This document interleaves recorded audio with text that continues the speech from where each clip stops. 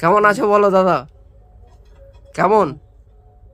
আরে ভালো কি খারাপ একটু বলো, এদিকে দর্শক রয়েছে, একটু বলো। তো দেখো গাইস, তো এই ছেলেটাকে কি মনে হচ্ছে যে রনের মতো দেখতে? পুরো সেম টু সেম।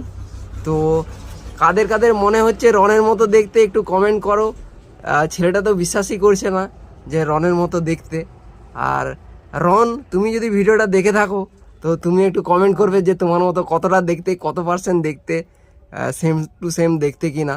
তো একটু কমেন্ট করে বলবে। আর গাইস, তোমরা যারা কমেন্ট করছো তোমরা তো অবশ্যই বলবে যে কতটা রনের মতো দেখতে কি রনের মতো দেখতে না। তো সেটাই বিষয়, তোমাদের কমেন্টের অপেক্ষায় থাকবো। তো তো দাদা কিছু বলছে না।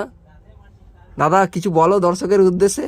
কেমন আছো এটা তো বলো, কেমন আছো এটা তো বলো।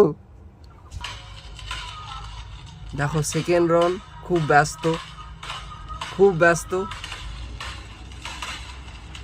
গাইস কমেন্ট করো তাড়াতাড়ি। রন রন কথাটা বলছি।